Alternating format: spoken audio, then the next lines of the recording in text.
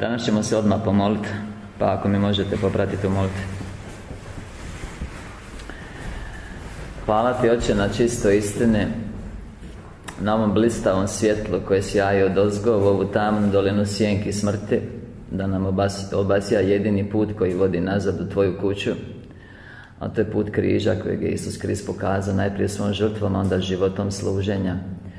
I hvala Ti, Oče, hvala Ti što nam non stop skrećeš pažnju na ono najvažnije, a to je Tvoja ljubav u Kristu i Tvoja ljubav po Kristu u nama prema drugim ljudima. I hvala Ti, Oče, na tome. Ja se molim za posebno pomazanje za večeras, neka svaka riječ bude izgovorena u sili duha, da ruši sve postojeće utvrde umovima ljudi, u njihovim srcima, svaku oholo, svako mudrovanje, tako da se riječ Božja može usaditi duboko i proizvesti najželjeni rod, a to je rod promjene, preporoda, istinskog spoznanja i onda života ljubavi. Hvala Ti, Oče. Neka bude izgovoreno u svoj jasnoći božanske mudrosti, tako da svakoj duši bude jasno što je za činiti, da bude vršitelj riječi, ne samo slušatelj koji zavarava samog sebe, i neka bude izgovorena u duhu Tvoje ljubavi, istinske ljubavi božanske koja ne ugađa, ali uvijek pri ruci i ukazuje put, i ne samo to, nego ide sama ispred i pokazuje put primjerom. I hvala Ti, Oče, na svjetlom primjeru života kojeg si pokazao u Kristu Isusu. Amen. Dobro, današnja bi tema mogla ozbiljno narušiti neke vaše ideje o zemaljskom životu, pa ćemo se onda fokusirati na nešto što mi se čini jako bitno, da bi razumjeli Kristovu žrtvu na križu i da bi prema njoj napravili taj potreban željeni odnos i izvukli najviše blagoslova.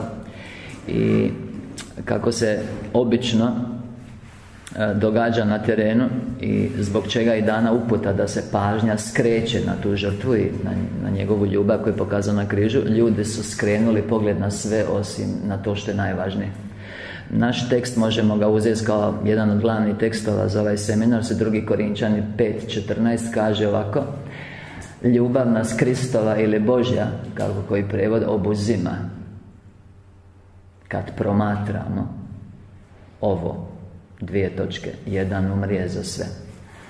Znači, ako vi hoćete da vas ljubav Božja preuzme ili obuzme ili da vas zaokruži, usmjerava, vi ćete morati posvetiti dužnu pažnju onome što on napravio za sve nas u Kristu na križu, što je naša glavna tema seminara, s time da ovaj put mi pristupamo iz perspektive samog Krista, iz njegove uloge, iz njegove pozicije sa križa i onog svega što on proživljava u sebi i zbog čega je on to tako proživljavao u sebi i zbog čega je to bilo nužno.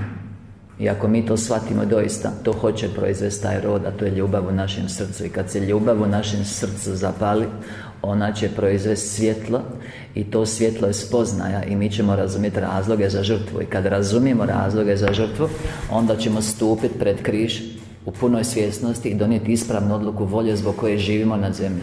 I od tog trenutka mi doista u duhu doživljavamo veliko čudo, zove se novo Božje stvaranje, Efežanima 2.10, po čemu smo postali novo stvorenje. 2. Korinčanima 5.17, i Duh Božji sveti se izljeva u naša srca i počinje djelovati u svetosti i počinje pretvorba naše pale prirode prema onoj izvornoj božanskoj, i to je put posvećenja, bez kojeg, ako ga ne ostvarimo, nitko neće vidjeti Gospoda. Hebrejima 12.14. Tako da je iznimno važno da vi razumijete razlog za njegovu žrtvu i što se doista dogodilo, i da se ljubav zapali u vašem srcu i da onda tako prosvjetljeni ljubavlju stanete pod križ. Jer ovo jako malo, ja bih se usudio reći da nisam nikad skoro vidio nikoga uživo da je stao ispred mene i da ovo znao. Oni su čuli nešto, neku doktrinu, ali oni nemaju razlog, to nije u njihovom srcu živo. I stoga i zbog toga su fokusirani na sve, samo ne na najvažnije u njihovom životu.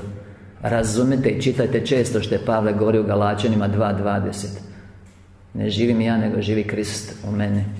Krist treba živjeti u tebi, inače nemaš života, jer on je naš život. Ivan 14.19 kaže: jer ja živim, vi ćete također živjeti.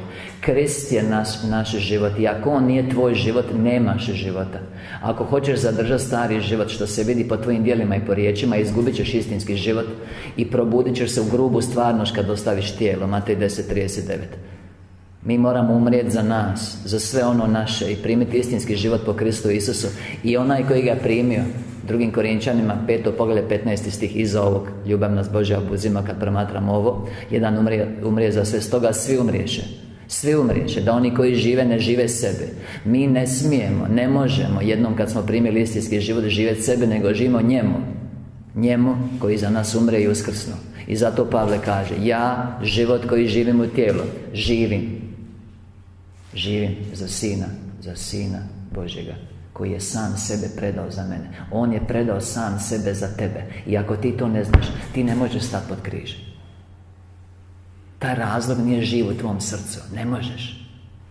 I onda ga ne možeš primiti na istinski način u srce. Ako ga ne primiš na istinski način u srce, nisi primio istinski život. I ostaješ u stanju smrti, i ostaješ zavezan. I zato su ljudi u takvom stanju. Zato. Psalam 126, 1-3. Kad Gospod oslobađaše sužnje sionske. Sužnje su zarobljenici. Sion je crkva s obzirom na ljubav prema Kristu ili ono božansko u čovjeku. I dok je to božanski duh zarobljen od strane Sotone, ti si tužan, ti si sputan, ti nemaš optimizma, ti si u mraku. Kad Gospod oslobađaše sužnje sionske, bili smo kao oni koji sanjaju. Tad su nam usta bila puna pjesme, radoste, a jezik klicanja. Tad se među poganima govorilo, velike im stvari napravi Gospod. Velike nam stvari napravi Gospod, zato smo radosni. Ako ti, prijatelju, nisi radostan, ti nemaš živog Krista. I moja namjera ukazati vama i svom narodu, jer nemaju živog Krista. Da imaju živog Krista, ne bi narod bio svladan od strane marijanskog kršćanstva, što je idolopoklonstvo. Kad je Duh Sveti na djelu, on proslavlja samo Krista Isusa, Ivan 16:14. Nemoguće je izgovoriti jedno drugo ime, jer samo jedno ime dano u zaročnici Kristova, to je ime Isusova. I ako ti nemaš živog Krista, nije ti njegovo ime na usnama i njegovo svjedočanstvo. I samo pokazuješ da si i dalje u vlasti tame, da si i dalje zarobljen. Tad su nam usta bila puna pjesme, radoste, a jezik klicanja. Jer se među poganima govorilo, velike nam stvari napravi Gospod. Velike nam stvari napravi Gospod, zato smo radosni. Di je ta radost? Rimljanima 14:17 kaže, Kraljevstvo Božje nije jelo i piće, nego pravednost i mir i radost po Duhu Svetome. Jer on je na križu uzeo sav tvoj grijeh, svaku krivnju, svaku nepravdu, sav teret grijeha, sa svime time tvojim išao na križ, umro zbog toga da ti budeš slobodan od toga i čist ko suza pred prijestoljem Božjim, ili ti ga pravednost Božja u Kristu Isusu. I to je evanđelje. Di je to evanđelje? Di je svjedočanstvo 2. Korinčanima 5:21? On koji grijeha nije okusio Boga učinio grijehom da mi možemo biti pravednost Božja u Kristu Isusu. Kraljevstvo Božje nije jelo i piće, nego pravednost i onda mir, jer nismo zbog toga, jer nas je on pomirio u Kristu Isusu, ne ubrajajući na opačinu naših. 2. Korinčanima 5:18-19. Mi smo našli mir s Bogom po Isusu Kristu. Rimljanima 5:1. Di je taj mir? I onda radost u Duhu Svetom. Psalam 105, hvala ti Isuse. Psalam 103, 1-5. Dušo moja slavi Gospoda, to je Isus Krist. Sve u meni sveto ime njegovo, to je ime Isusovo. Dušo moja slavi Gospoda i ne zaboravi sva njegova dobročinstva. On ti oprašta sve tvoje grijehe. On ti ozdravlja sve tvoje bolesti. On ti život. Ne ti, on ti život čuva od propasti. Hvala ti Isuse, on te kruni dobrotom i milosrđem. On ti život siti dobrima, tako da ti se snaga obnavlja kao orla. Evo Isuse, ja te molim da svi koji ovo slušaju, svi na seminare koji će shvatiti razlog za žrtvu i stupe pod križ, bilo ovdje, bilo koji gledaju preko YouTube-a, i doista te primi u život, da potvrdiš riječ svoje milosti i Psalma 103:1-5, i da im očistiš sve krivnje i da ozdravi od svih bolesti što ih hoće. Jer bolest je posljedica grijeha, bolest je vanjskog grijeha, i ti si uzeo korijen grijeha, si dokinuo, uzeo si sav grijeh na sebe i ispatio zbog njega, i zato smo mi tvojim ranama iscijeljeni. 1. Petra 2:24. I hvala ti Isuse što hoćeš potvrditi ovu molitvu, a vi samo gledajte svjedočanstva. Amen. Hvala ti Isuse. Di je ta radost? Kad Gospod oslobađa se sužnje sionske. Sion je tvoje najunutarnije biće, jer gora sionska predstavlja čovjeka s obzirom na najunutarnije ko svaka gora. A te ljubav prema sebi i ljubav prema Bogu ovisi o kvaliteti čovjeka. Kad Gospod oslobađaše sužnje sionske, bili smo kao oni koji sanjaju, kao u snu. Ali tad su nam usta, kad nas je oslobodio, bila puna radosti, smijeha, a jezik klicanja. Ako je Krist živ u tvom srcu, ti si u pobjedi, ti si u slavi. Dušo moja slavi Gospoda. Sve u meni, Psalam 103:1-5. Sve u meni sveto ime njegovo. Sve u meni. Dušo moja slavi Gospoda i ne zaboravi sva njegova dobročinstva. O čem vi mislite po cijeli dan? Jer da mislite o svim njegovim dobročinstvima, nema razloga za tugu, nego samo za radost. Hvala ti Isuse. Tad su nam usta bila puna radosti, a jezik klicanja. Jel ti veliku stvar napravio koju? Ako ne znaš, onda si još u vlasti tame, još si zavezan, još te Satana drži zarobljenog. Jer oni koje on oslobodio, njima su usta puna radosti i smijanja, a jezik klicanja. Nije li tako? Sasvim izvjesno. Hvala ti Isuse. Psalam 107. Pazi ovo. Zahvaljujte Gospodu jer je dobar, jer je vječna ljubav njegova. Pazi, tako ne govori otkupljenici Gospodnji, koji je otkupio iz vlasti neprijatelja i skupio ih iz svih zemalja, od istoka i zapada, od sjevera i juga. Otkupljenice. On nas je izbavio iz vlasti tame i prenio u kraljevstvo Sina ljubavi svoje, po kojem imamo otkupljenje. Hvala ti Isuse po njegovoj krvi otpuštenje grijeha. Kološanima 1:13-14. Je li vi mislite da duša osjeti kad pređe iz kraljevstva tame, iz okova Satane u kraljevstvo svjetle ljubavi? Je li vi mislite da se to osjeti na životu? I ako ti, prijatelju, nemaš tu radost, ako nemaš to svjetlo, i dalje si u vlasti tame, i dalje si mrtav, i dalje si samo u formi, i dalje nisi shvatio razlog za žrtvu, stupio pod križ svjesno i odlukom volje primio jedinog za gospodara. I tek kad si donio tu odluku volje da Krist jest tvoj gospodar i odrekao se starog gospodara i odlučio živjeti po njegovom primjeru, što je jedino istinsko kršćanstvo, onda po životu ljubavi sija svjetla i ti napreduješ. I na tvojim usnama ne mogu biti nego hvale i slave. Hvala ti Isuse. Čitamo Psalam 107 prema dolje. Lutah u pustinju, u pustoši, ne nađoše puta k mjestu gdje bi se nastanili. To su ljudi koji su zarobljeni, to su ljudi koji su vlasti tame, koji još nisu spašeni, izbavljeni, otkupljeni. Iako nam otkupljenje svima pripada, ono je za sve nas, za sve duhove, prošlosti, sadašnjosti i budućnosti. Kristova žrtva je za sve i ona se propovijeda u vječnosti. Svi duhovi moraju prije ili poslije doći pod križ. Svim duhovima će u bilo kojem stanju da se nalazi biti objavljeno koju je ljubav on pokazao na križu, i onda će ih probiti zraka svjetlosti i ljubavi i pašće na koljena pred Kristom Isusom, i ta će ih ljubav konačno osloboditi. Hvala ti Isuse. Lutah u pustinju, u pustoši, ne nađoše puta k mjestu gdje bi se nastanili. Izgladnjeli i žeđu izmoreni, duša je posustajala u njima. Zavapiše u svoj tjeskobi Gospodu i on ih oslobodi od njihove nevolje. Ima izlazi sve nevolje i sve tuge i muke, bolesti, oskudice, tlačenja, nemira, mržnje, samo na jednom mjestu, u Kristu Isusu. Zato je on išao na križ, da skine to sve s tebe, to je sve posljedica grijeha. Da uzme sad tvoj grijeh i posljedicu grijeha i kaznu za grijeh, što je na hebrejskom riječ avon, Hebrejima 53:6. Zavapiše u svoj tjeskobi Gospod i on ih oslobodi od njihove nevolje, izvede ih na pravi put koji ide u mjesto prebivanja. Pazi, evo ga, neka hvale Gospoda za dobrotu njegovu. A što ćeš drugo nego ga hvaliti? Ako ga ne hvališ, nisi iskusio dobrotu. Hvala automatski teče jednom kad ti neko učini takvo dobro. Nije li tako? Di je ta hvala? Koga hvale? Neka hvale Gospoda za dobrotu njegovu, za njegova čudesa sinovima ljudskim, jer je utažio grla oženjela i napunio je okrepom dušu izgladnjelu. Pazi, osjedili su u tami i u smrtnoj sjeni, misli se na duhovnu smrt. Ležali su okovani u bijedi i željezu. Zato je sišao Sin Božji da te oslobodi. Zato umro na križu, tvojom smrću. Sjedili su u tami, u smrtnoj sjeni, ležali su okovani u bijedi i željezu, jer su prkosili Božjim riječima i prezirali volju Svevišnjega. Zato im srce ponizi patnjama, posrtahu, a ne bijaše nikog da im pomogne. Zavapiše u svojoj tjeskobi Gospodu, i On ih oslobodi od njihove nevolje, izvede ih iz tame i smrtne sjene i rastrga njihove okove.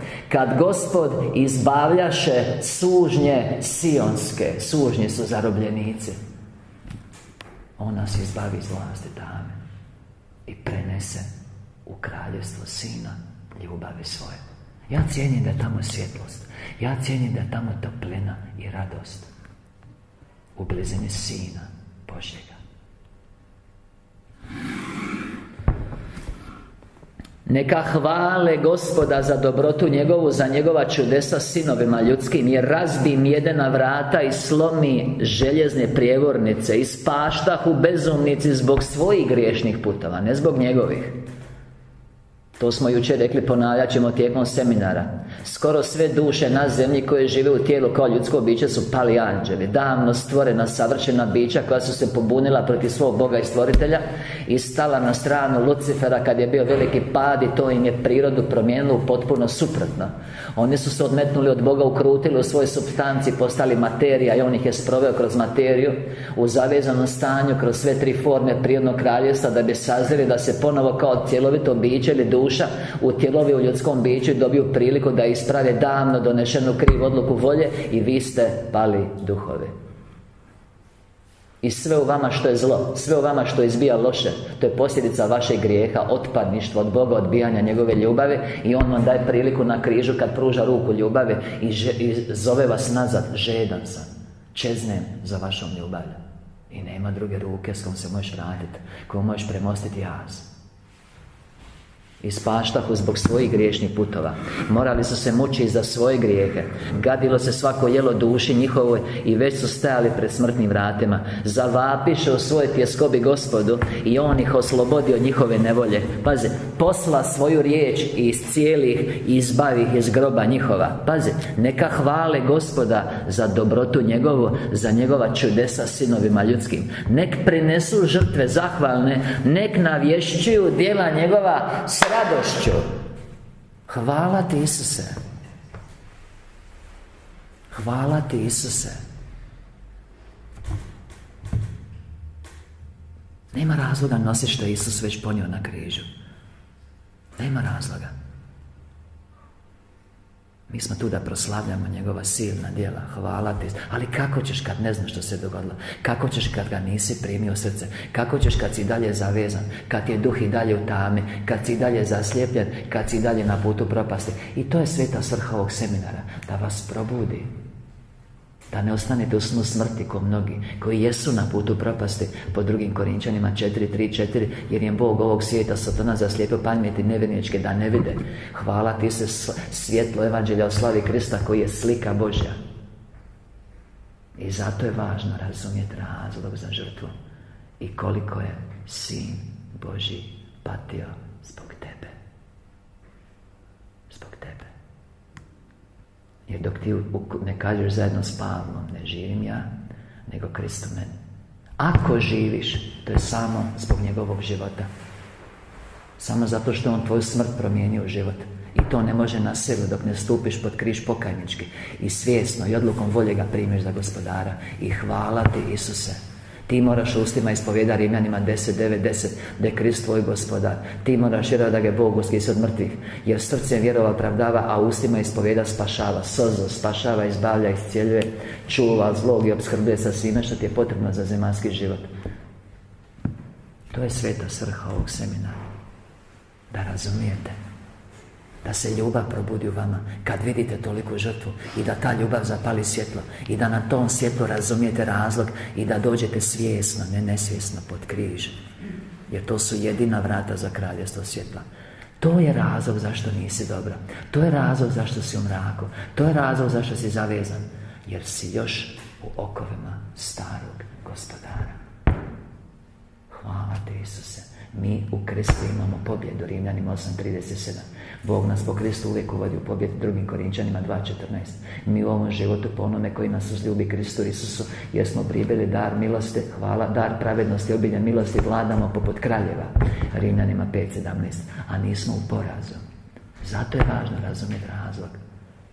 Da razumiješ da on si išao zbog tebe osobno, da tebe izbavi iz vlasti tame, iz okova Satane, iz agonije koja te čeka ako nisi primio žrtvu. Smilovao se tebe, a tebi je svejedno. Meni se nutrina pomjeri kad vidim narodu što gledaju, što im je važno, što govore, koga slave. Samo jedno ime je dano zaručnici, a to je ime Kristova. I koji su u Duhu Svetom Božjem, oni samo njega proglašavaju. Svakom riječu, svakim djelom.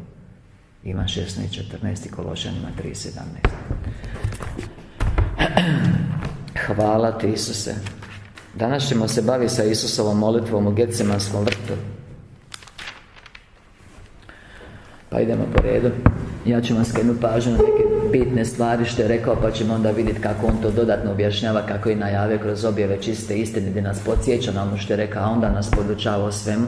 Ivan 14:26 i onda nas uvodi u svu istinu. Ivan 16:13 i onda nam govori o Otcu otvoreno. A tebi će se, prijatelj, ovo objaviti u srcu da je to čista istina, ako bude živio ljubav. Jer ljubav i istina su par, neraskidivi. Ivan 14:21. Tad dođe Isus s njima, prije nego što su ga zarobili. Tad dođe Isus s njima u zaselak koji se zove Getsemani. On reče svojim učenicima: sjedite tu dok ja idem tamo i pomolim se. Petra i oba Zebedejeva sina uze sa sobom. Tad se počne žalostit i plašit.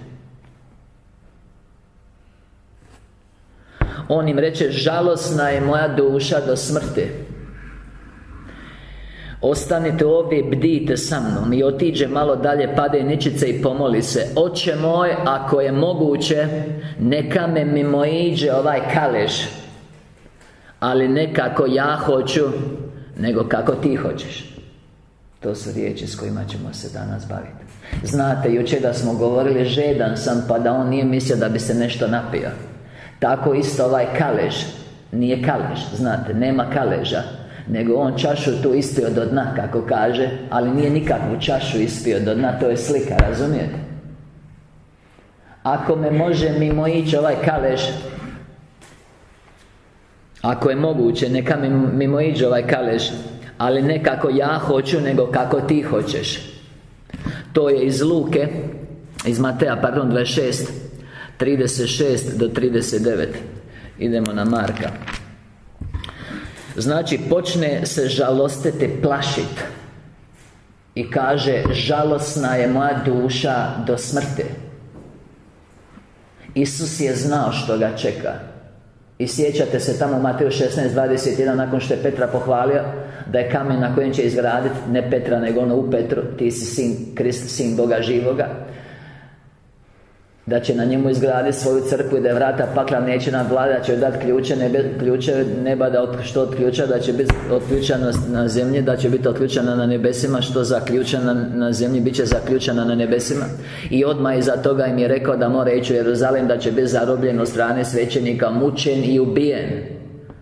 I onda ga Petar počeo odgovarati, 22. stih, a on bi rekao: odstupi od mene Sotone, jer ti nije na pameti što je Božje nego što je ljudsko, 23. stih. On je znao. Ivan 18:4 kaže: Isus je znao sve što će se s njime dogoditi. I gledajući u to, a danas ćemo vidjeti što je gledao, jer je patio kao čovjek, jer se odrekao svoje božanske snage, inače žrtva ne bi bila valjana, jer Bog nije mogao patiti. A za okajanje krivnje je bila nužna nadljudska patnja. I on je pristao svjesno, potpuno svjesno, znajući što ga čeka, istrpiti sve to, gledajući cijelo vrijeme u to zbog tebe. Je li ti misliš da ćeš se ti izvući tek tako ako mimoiđeš tu žrtvu i odbiješ tu ljubav? Ja ti govorim u ime Isusa Krista da nećeš. Jer to je jedini grijeh u kojeg će Duh Sveti kad dođe uvjeriti ovaj svijet. Ivan 16:9, a to je da ne vjeruju u mene, kaže Isus. To je ponovljeni grijeh odbijanja ljubavi.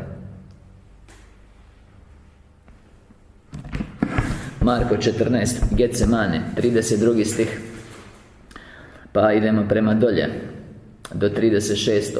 Ista scena, ali koristi neke druge riječi. Dođoše u predio koji se zvao Getsemane. On reče svojim učenicima: sjedite ovdje dok se pomolim. I samo uze sa sobom Petra, Jakova, Ivana. Pazi, tad počne drhtat i plašit se. Znači, drhtao je, žalostio se i plašio. Reče im: žalosna je moja duša do smrti. Ostanite ovdje i bdite. Tad ode malo dalje, baci se na zemlju ničice i molio se da bi ga mimo išao ovaj čas ako je moguće. Aba, oče, reče, tebi je sve moguće, uzmi ovaj kalež od mene, ali ne kako ja hoću, nego kako ti hoćeš.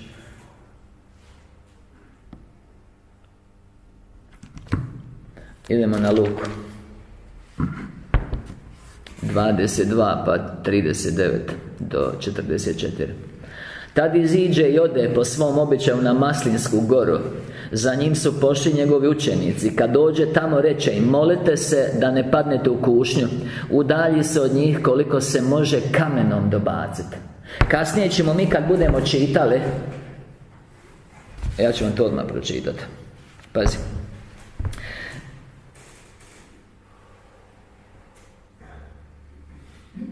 Hvala ti, Isuse. Jer njegov je život, čitam, mogućem objavu, čitam malo šire, 8, 6, 6, 7 knjižica, broj 55, Isus kao sin čovječ. Ali da razumijete zašto se Isus povlačio često u 8. Često čitamo tamo da je on se povlačio na samotna mjesta molit. Ili ustao ujutro rano pa je išao na samotno mjesto molit. Nije li tako? Hvala ti, Isuse. Evo, ja sam tu zapisao, to je Matej 14, 23, pa Marko 1, 35, pa Luka 5, 16. A on je odlazio na samotna mjesta i molio se. Što se molio? Pa isto ko i ovdje se molio kad je išao na samotno mjesto. Zašto? Pazi ovo. Jer njegov život je bio neprestano zasjenjen od strane događaja koji su bili pred njime i koji su ga, budući je bio samo čovječan. On je bio sin čovječiji na zemlji. Kao čovjek, Filipljanima 2.6.7, rekao se svoje božanske snage i nije se grčevito držao jednakosti s Bogom, nego je postao čovječan, nama nalik.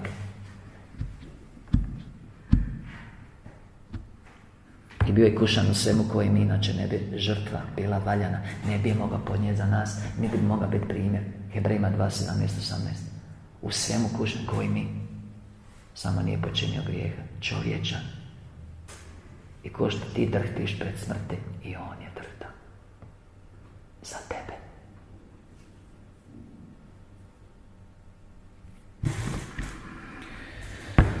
Jer njegov život je bio neprestano zasjenjen od strane događaja koji su bili pred njime, koji su ga, budući je bio samo čovječan, neprestano plašili i nikad mu nisu dali da bude radostan. Jedino u njegovom pribježištu sa mnom je on našao mir i snagu. Hoće reći u 8 i u molitvi. Udalji se od njih koliko se može kamenom dobaciti. To znači nasamo. Klekne na koljena i pomoli se: Oče, ako hoćeš, uzmi ovu čašu od mene, ali ne moja, neka bude tvoja volja. Tad mu se ukaza i anđeo s neba i okrijepi ga. Pazi, kad ga je napala smrtna tjeskoba, drhtao je, plašio se.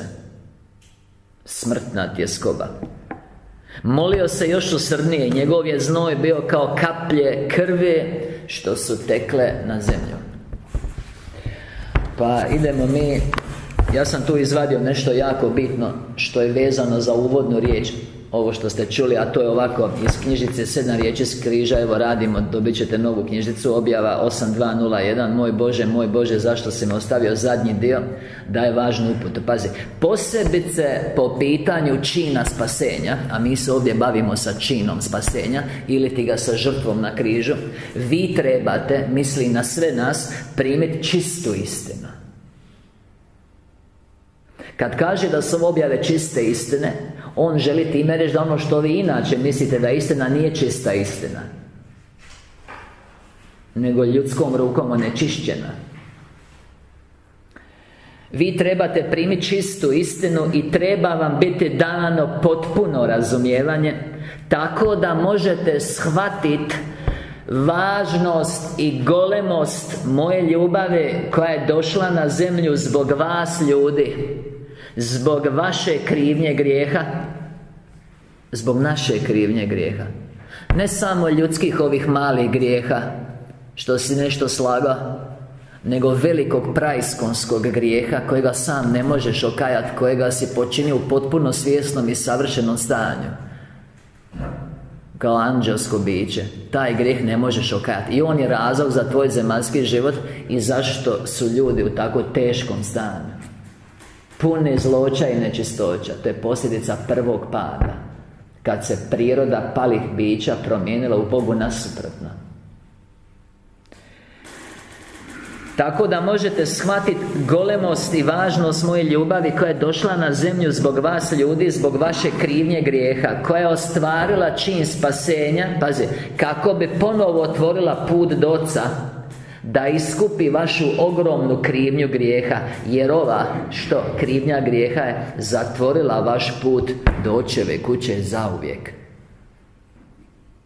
I da to zauvijek ne bi ostalo zauvijek, jedan se ponudio.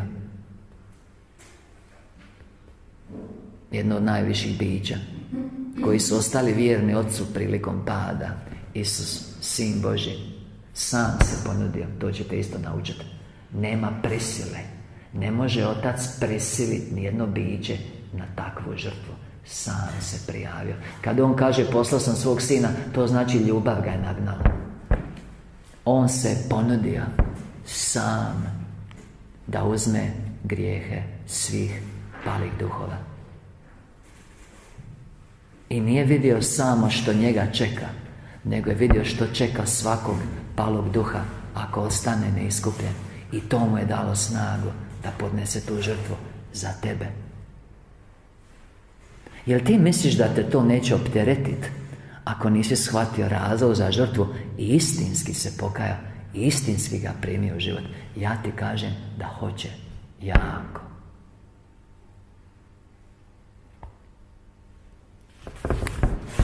Knjižica broj 55, jedna od 7 iz Opus Christi. Isus kao sin čovječi. Jer On je živio kao sin čovječi, patio kao sin čovječi i umro kao sin čovječi. Čitat ćemo dio objave 8.6.7. Isus kao ljudsko biće je znao njegovoj misiji, a gledamo na molitvu u Getsemanskom vrtu, kad On kleči pred Ocem u drhtanju, u strahu i kaplje mu krv i u tjeskovnom strahu od smrti. On moli: Oče, ako možeš, otkloni ovaj kalež od mene, ali ne moja, nego tvoja volja. Ja mislim da mi moramo suosjećati s njime i dobro razmisliti o tome. To je moje duboko uvjerenje. To bi promijenilo ljudima način života. Vidno bi ih unaprijedilo, jer bi uspostavili pravi odnos s njime, bez kojega nema milosti, bez kojega, ne da nema milosti, milost je trajna, nego ne primaju milosti i ne mogu uživati blagoslove, jer su nam svi blagoslovi, Efežanima 1.3, osigurani u Kristu Isusu. U Kristu Isusu, ne pored Krista Isusa ili ispred, a On tamo negdje. U Kristu Isusu. On je vidio pred sobom mučnu stazu do križa, kojom bi se trebao zaputiti ako je On to želio. Sad, kako funkcionira silazak nepalog bića? Kako funkcionira uopće silazak ili utjelovljenje? Nepali dolaze od dolje kroz stvaranje u rastavljenom stanju, utjelovljuju se kao duša i onda se u tijelu majke kompletiraju se kao duša i utjelovljuju se u tijelu majke. A nepali silaze odozgo, direktno se utjelovljuju. I jedni i drugi vide sudbinu prije nego što se utjelove i onda prestanu na nju u slobodnom stanju, jer nema prisile. I ti si prestao na svoju sudbinu, ako ti možda ne paše, jer ona najprije vodi do cilja ako reagiraš u božanskoj volji. I onda im se skine sjećanje, tako da moraju iznova donijeti svaku odluku u slobodnoj volji. Ali u iznimno visokom stupnju svjesnosti oni vide sudbeno. Ovi koje to neće opteretiti da odustane, Isus je vidio. On nije jedini koji je vidio, ali on je vidio. Obično se ne vidi.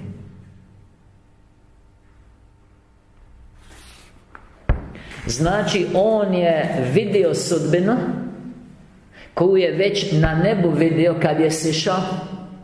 I on je mogao ići, ali nije morao. I to je bila kušnja, on je mogao i odustati.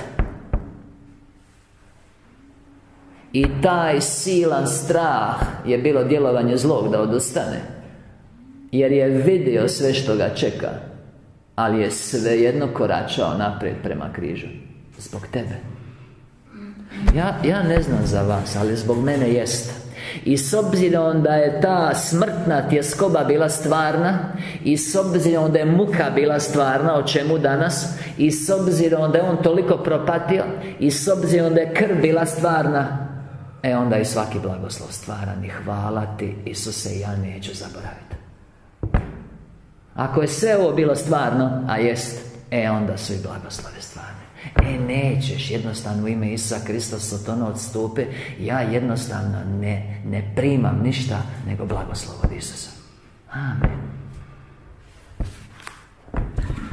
Njegova staza patnje mu je bila ukazana u svakom detalju. Znanje o čemu je zamračilo njegovu dušu i ispunilo ju sa strahom, iz kojeg mu je jedino njegova goruća ljubav za bijedne, žive tvorevine pomogla iznova pobjeći. Ljubav prema bijednim, nespašenim ljudima. To su ljudi na zemlji i svi duhovi koji će se ikad utjeloviti. Znači, on ima ispred sebe svu patnju koja će se njemu dogoditi i svu agoniju i patnju koja bi do vječnosti pratila svako palo biće, ako on ne napravi žrtvu. A ti si uključen u ove druge. I on je to odlučio zbog tebe uzeti na sebe. Jel ti misliš da ćeš se ti izvući mimo te žrtve? Ja ti kažem i svima koji gledaju, sasvim izvjesno nećeš. Nemoj da žrtva bude uzalud. Otvori srce da te ljubav koja se izlila na križu dotakne i osvijeti, da razumiješ. I onda u svjesnosti dođeš pod križ i svojom odlukom volje napraviš najvažniji potez zbog kojeg živiš na zemlji. A to je odabir pravog gospodara. Ipak on se bio morao boriti sa odlukom da se dobrovoljno zaputi stazom do križa. On je trebao biti voljan uzeti na sebe svaku krivnju grijeha čovječanstva i podrediti se takvom jednom agonije prepunom činu okajanja za nju, da je to za što? Za krivnju grijeha čovječanstva, za svaku krivnju, svaki grijeh svakog palog duha. Da je to premašilo svaku ljudsku maštu. Jer Isus nije bio određen od strane moje volje da podnese ovu žrtvu na križu. Radije njegova duša, znači u čistom stanju kao Sin Božji, je bila dobrovoljno sebe ponudila da dovede izgubljenu djecu nazad k meni.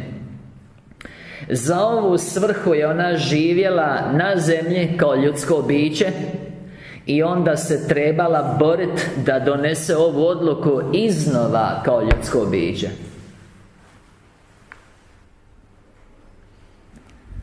Budući je slobodna volja bila isto tako također odlučujuća.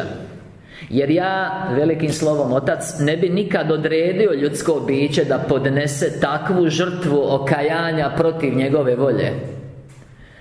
Hvala ti, Isuse, što si ustrajao. Budući je jedino žrtva podnesena od strane ljubavi bila sposobna iskupiti prvobitni grijeh palih bića. Znači ne ono što si krao u samoposluzi ko ja, pes, bombone i šlag preko odmora. Zato Isus nije morao ići na križ. Nego veliki, prvobitni, praiskonski grijeh kojeg si počinio u savršenom stanju, u potpunoj svjesnosti. Kad si odabrao Lucifera, vidljivog namjesto Boga koji te stvorio nevidljivog, unatoč boljoj spoznaji. I to je tvoju prirodu nagrdilo do te mjere da si postao Bogu protivan, ukrutio se i vječnostima skapavao agoniju, sve tri forme prirodnih kraljevstava, dok nisi konačno dobio priliku da se kao i dalje palo biće, ali prilično sazrjelo, jer je puno okaja u zavezanom stanju služeći u prirodnim kraljevstvima, da se ponovo utjeloviš kao svjesno biće sa slobodnom voljom i dobiješ priliku ispraviti davno počinjenu grešku. Hvala ti, Isuse. Na taj grijeh misli, kojega nijedno biće samo ne može okajati. Zato tolika žrtva. I žrtva nije jedino uključivala čin raspeća, dane najgorče fizičke patnje i poniženja nanešenog ljudskom biću Isusu od strane podanika u množini, mojeg protivnika, Sotone, nego je njegov cijeli zemaljski život bio staza do križa, budući je njegova duša patila neopisivo, budući se spustila iz kraljevstva svjetla u kraljevstvo tame zbog nas. I ako ovo ti ne shvatiš i ne doneseš pravu odluku na pravi način, ode ti opet u tamu, koliko god da si pjesmica pjevao. Razumijete? Koliko god da si lemozine davao, koliko god da si se molio pred kipovima i slikicama, ode ti nazad u tamu, jer samo jedan izbavlja iz vlasti tame, a to je Krist Isus. I to na sljedeći način: kad čuješ poruku evanđelja, ne preko veze, i kad svjesno, slobodnom odlukom odabereš njega za gospodara i tu odluku sprovedeš u praksu u vremenu i vječnosti, slijedeći njegov sveti primjer. Samo tako i nikako drugačije se spašavaš, izlaziš na put spasenja ili put posvećenja i ideš nazad u Očevu kuću. I to, i samo to, i ništa drugo je kršćanstvo.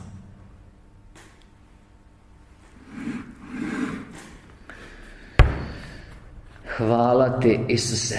Idemo sad na sljedeću objavu. Ista knjižica, ista tema. Isus je znao što ga čeka, zato je pao u Getsemanskom vrtu u zadnju molitvu u 8 pred Ocem, dok su učenici spavali, i pun tjeskobe i smrtnog straha, zaplašen dok su mu kapao znoj kao kaplje krvi.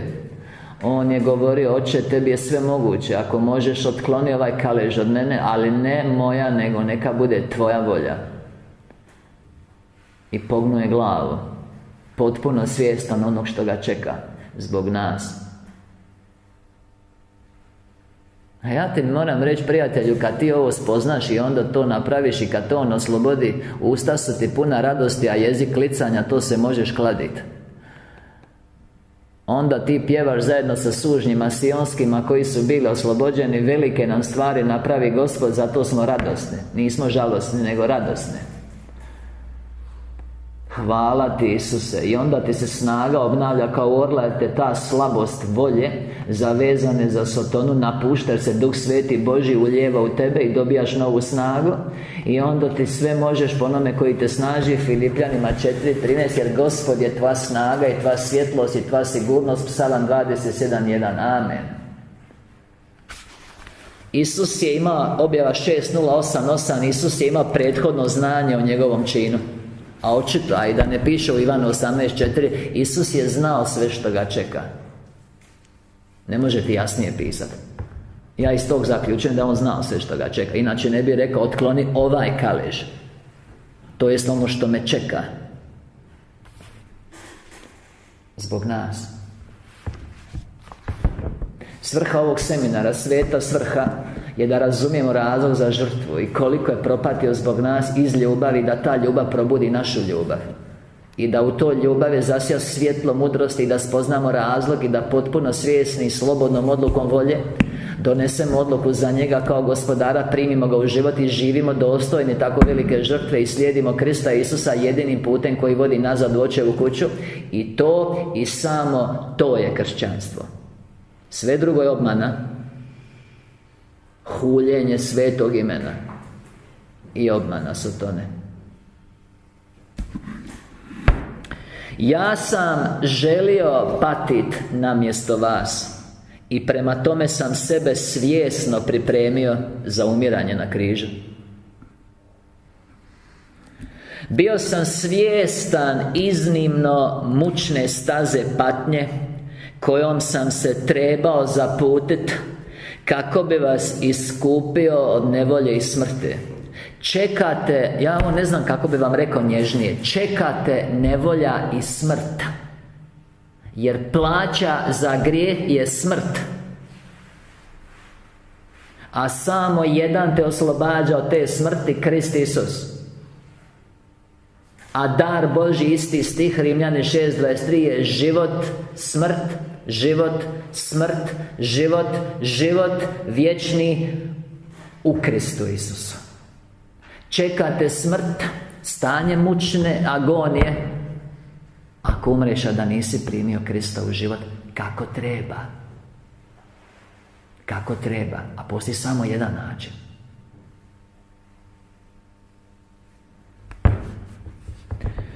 Kako bi vas iskupio od nevolje i smrti. Inače, cijela žrtva nema smisla ako se mi možemo izvući mimo te žrtve. Ali ne možemo. Ne možemo.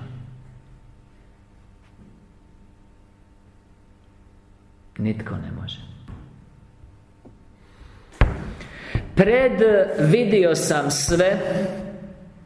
Ništa što sam trebao trpjet nije bilo skriveno od mene, a ipak ja sam hodao spram toga. Zamisli to. Nisam sebe odbranio, a mogao je. Samo jedna misao Sina Božjega razori sve paklove.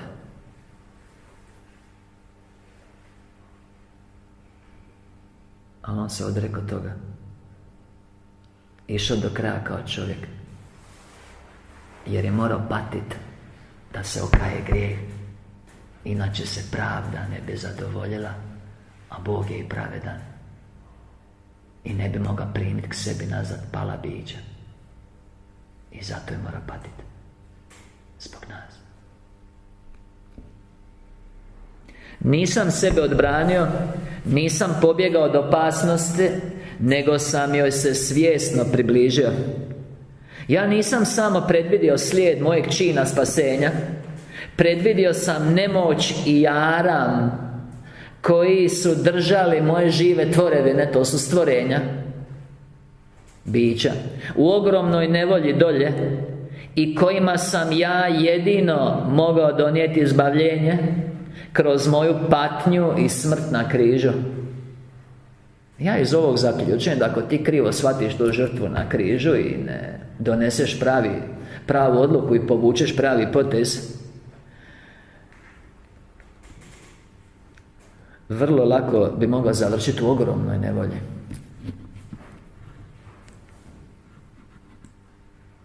Samo su dva gospodara. Sve je stajalo bistro i jasno pred mojim duhovnim okom. Brutalna sila mojeg protivnika, beskrajna razdaljina palih bića od Boga, koja se neprestano povećavala. Ugledao sam mrklu tamu s jedne strane i najblistavije svjetlo i sreću na drugoj. Ja sam bio došao iz svjetla i također sam ga želio odnijeti u tamu. Ipak ovo je potrebovalo most. Ja sam morao ponuditi nešto u zamjenu, kako bi bio ovlašten podići mučene duše iz bezdana na svjetla. Vi morate znati da vi ne možete, dok ste nespašeni, a to imate sliku oko vas među ateistima i velikim brojem kršćana koji nisu spašeni, nazovi kršćana, vi ne možete sagledat muku u koju će duša ući kad uđe u duhovni svijet i odloži tijelo. Jer samo jedno zrnce te muke bi je usmrtilo i prisililo bi je da ona to vidi. I zato ona živi privid da je sve u redu, ali nije. Biti u vlasti tame u vlasti Sotone, neiskupljen, nespašen, je biti u velikoj agoniji. Ti nje ne možeš biti sad svjestan. Jer kad bi ateisti bili toga svjesni, oni bi oborili svjetski rekord na 100 metara s preponama, kako bi jurili prema križu. Danas ne bi se pravili pametne, iako ih pismo naziva bezumnima. Bezumnik kaže nema Boga. To znači da ne koriste ispravno dar razumijevanja, jer ima dovoljno dokaza u prirodi okolo da se po vidljivo može spoznat nevidljivi, iako se oni diče svojom pameti. Kad bi oni znali što ih čeka, oni bi oborili svjetski rekord na 100, svaki od njih, na 100 metara s preponama do križa i bacili bi se pod križ. Ali im se to ne smije ukazati, jer bi ih to prisililo. I na taj način se ne bi njegov naum mogao ostvariti, jer to ne radi na prisilu. Zato imaju slobodnu volju primiti ili odbaciti poruku evanđelja. Ali nemojte se zavaravati. Muka koju je Sin Božji, Sin čovječji pretrpio za nas je stvarna. I koji nisu iskoristili žrtvu stavljajući grijeh na njega, sami će morati trpiti. Žrtva ne važi za njih. Nemojte da žrtva bude uzalud. Ja sam morao koristiti moj život kako bi kupio život za bijedna stvorenja. Staza samopožrtvovnosti je bila jedina opcija. Žrtva najvećeg dobra kojeg sam posjedovao, mojeg života, poradi ljubave spram onih koji su bili mrtvi kao posljedica grijeha. Oni ne znaju da su mrtvi zato što se miču, govore, misle i rade druge aktivnosti u tijelu, ali duh im je mrtav. I stanje agonije mrtvog duha je neizrecivo, čega će oni postati svjesni kad umru. A smrt svih stiže, to i oni znaju. Samo što oni misle u svojoj zloupotrebi zdrave pameti kako će prestati postojati, no dočekat će ih buđenje koje im se neće svidjeti. I to je najvažnija poruka koju morate prenijeti svima onima koji još nisu primili Krista Isusa. Jer to je najvažnija stvar i jedini razlog zašto živimo na zemlji.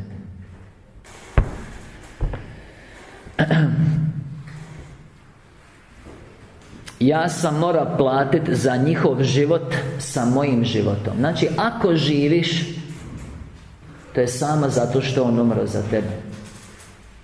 I oni koji žive, drugim Korinčanima 5:15, ne žive sebe, nego njemu, Kristu Isusu, koji za njih umre i uskrsnu. I bilo tko ima istinski život, on ne može drugačije živjeti. To je karakteristika tog života u Kristu. To vam je mjerilo.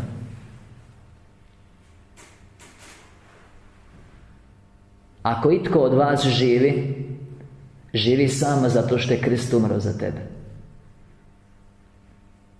I ti koji žive jer je Krist umro za njih, a ti su jedini koji žive, ne žive više sebe, nego njemu. Pa sad ti vidi, prijatelju, za koga ti živiš.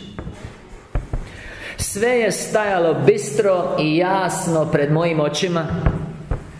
Iz ovog razloga sam ja već prije trpio užasno. Jer kako sam bio čovjek,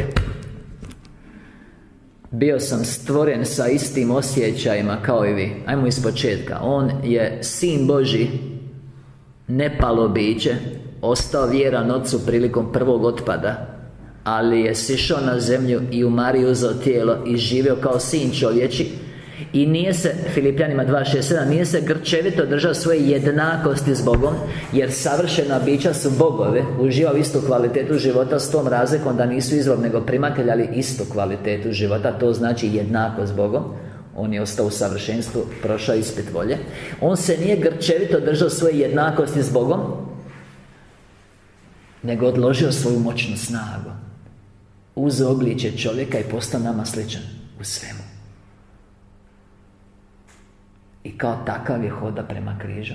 Pazi, u potpunoj svjesnosti o onome što ga čeka, kao čovjek. A ti padaš u nesvijest kad ti idu nekciju za izvadit krv. Hvala ti, Isuse. Hvala ti, Isuse. On im život čuva, spašava od propasti.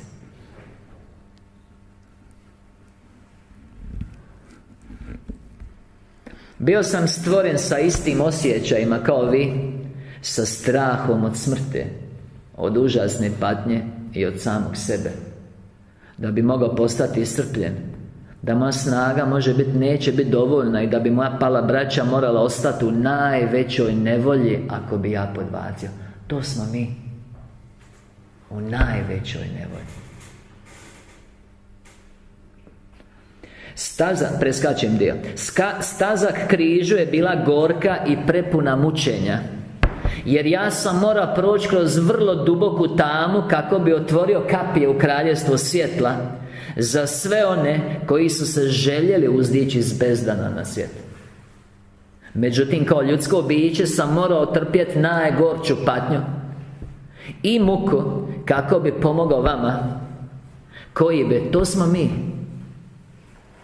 koji bi bez mojeg dijela spasenja, bez moje smrti na križu, bili nepovratno izgubljeni. To znači, ako nisi shvatio razlog za žrtvu i nemaš svjetlo u duši, da dođeš pod križ i da znaš zašto donosiš odluku koje ćeš se držati do kraja života u vječnosti, nepovratno, kaže, bi bili izgubljeni bez te žrtve.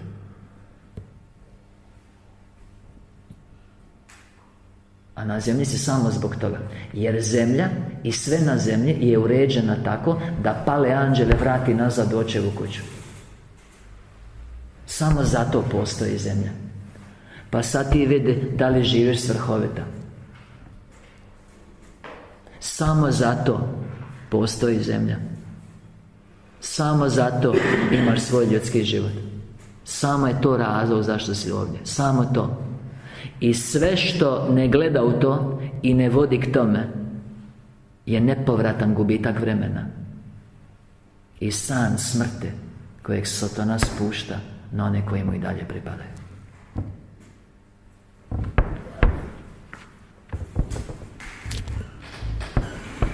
To je zašto je moje postojanje kao ljudsko biće bilo tako užasno žalosno, jer od trenutka kad je Otac otkrio sebe u mojoj ljudskoj čahuri, to znači u tijelu, ja sam također bio svjestan svega što me čekalo. A ipak sam, pazio, dobrovoljno hodao stazom križu, jer ne očeva volja, nego moja ljubav spram palih bića me nagnala ostvariti djelo spasenja. Sveta svrha ovog semena, i ona se hoće ispuniti, jer to je njegova volja u srcima sviju koje dotakne zraka ove ljubave kroz ove objave i ovu živu riječ.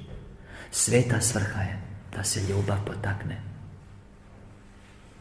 da vratimo Otcu koji nam je pružio ruku Kristu Isusu, ljubav koju nam je dao, ljubav s kojom nas poziva od početka,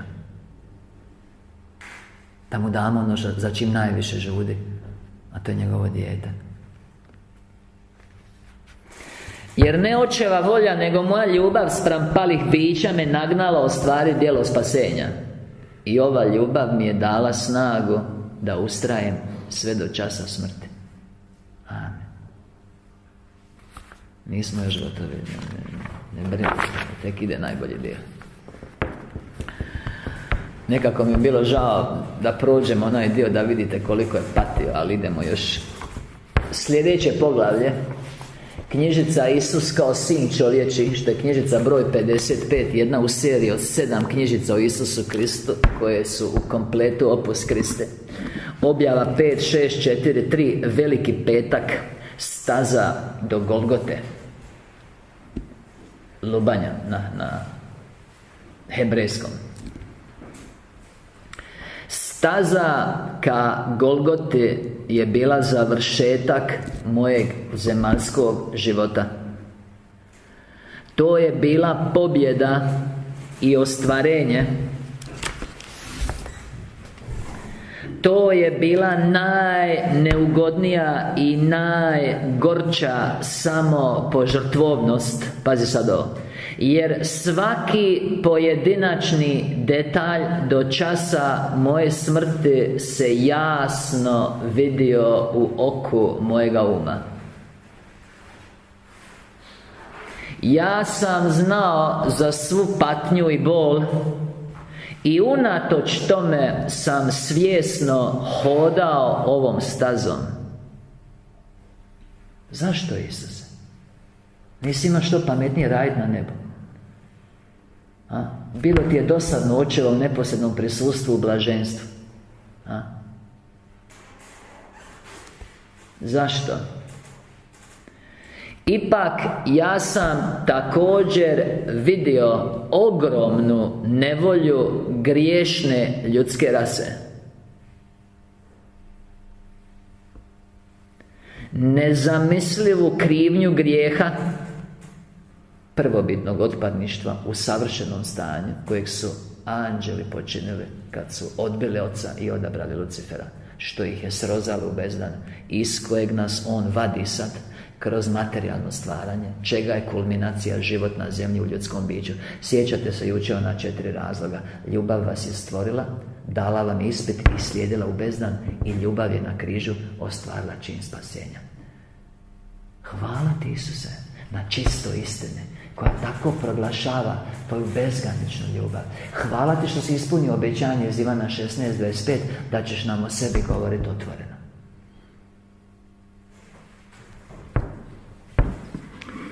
Ipak ja sam također vidio ogromnu nevolju griješne ljudske rase, nezamislivu krivnju grijeha, i njezine posljedice su ležale kao akumulirani teret na mojim ramenima.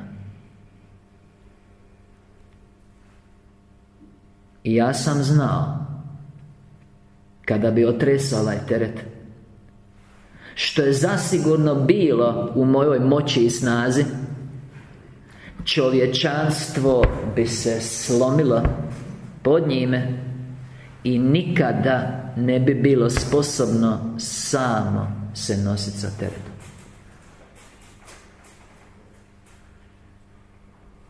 Ja sam znao kako bi ovaj teret grijeha mučio ljudsku rasu vječnostima i nikada joj ne bi dozvolio postići slobodu i blaženstvo. Znate, ja nisam nikog ubio i loš sam koliko i drugi. Ne mislim na te grijehe. S tim bi se još izvukli. Ne bi trebala tolika žrtva. Ali s ovim se ne može izvući savršeno biće. Grijeh je toliko bio veliki da je biće potpuno promijenilo svoju prirodu i samo sebe stavilo u stanje iz kojeg se ne može samo izvući. Razumijete?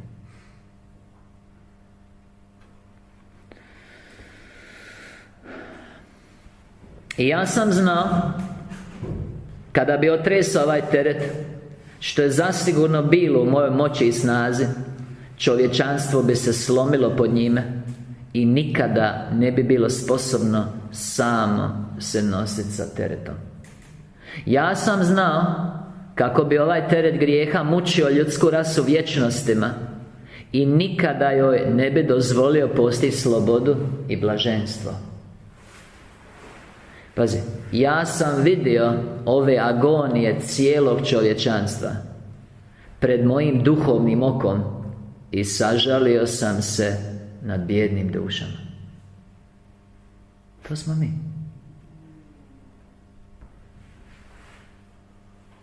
Jer ako je žrtva stvarna, onda je ona neizbježna. Onda iza nje stoji veliki razlog koji će gorko opteretiti svaku dušu koja ne iskoristi žrtvu. a ne može iskoristiti ako ne zna za razlog, za žrtvu i kako te se to tiče. A većina ne znaju. Ja bih volio da znaju, ali evo ja pitam pa vidim da ne znaju. Najbolje pitati, jel' tako?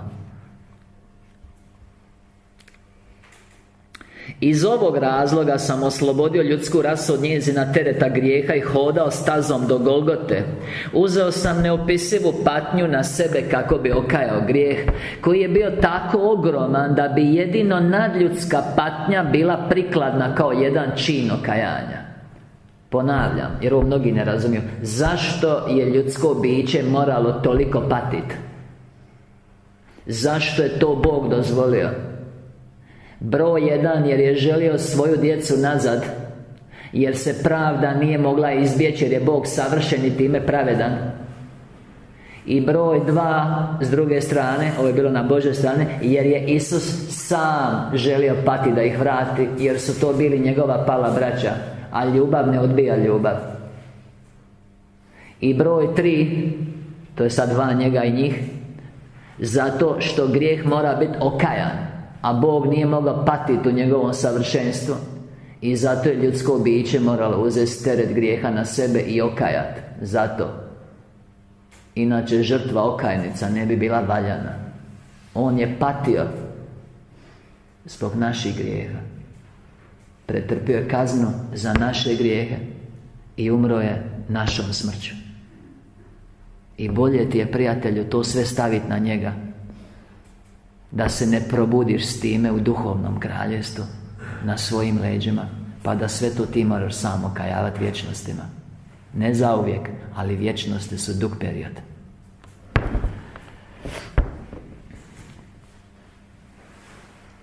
Prema tome ja sam želio patiti i umrijeti za čovječanstvo i nikakvim sredstvima umanjiti moju patnju. Mi ćemo se baviti sa riječima, čuvenim riječima moj Bože, zašto si me ostavio, koje se tiču točno ove stvarnosti, jer on, da je htio, mogao je božansku snagu koristiti, ne bi osjetio bol, ali onda žrtva ne bi bila valjana. I božanska snaga se zbog njegove volje, jer je Isus tako htio, povukla.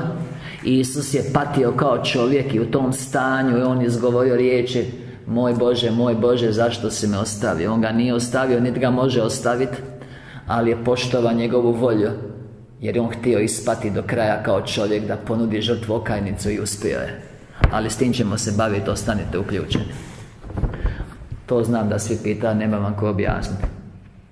Jer normalno Duh Božji nagoni ljude, jer zna da nešto ne štima, pa onda tu dobijaju kriva rješenja, pa onda nastane taj jedan disbalans. Ali zašto? Zato što se protivi se istini i time Duh Božji iznutra buni se da je Bog nekoga ostavio. On ne može ostaviti. Duša zna da to nije istina, ali ne može shvatiti te riječi. Eto, zato je bitno da vam neko objasni. Vi ljudi nećete nikad biti u stanju procijeniti ogromnost mojeg čina samilosti, jer vi koji vjerujete u mene ste također svjesni moje božanske prirode, koja je mogla umanjiti čak najveću patnju. Znači on je mogao da je htio, ali nije. Uzmite obzir da se on sam odrekao svoje božanske sile, nije mu niko oteo. Ne postoji prisile u božanskom redu, tako da je on sve to sam napravio, sam je dao život, sam se odrekao snage.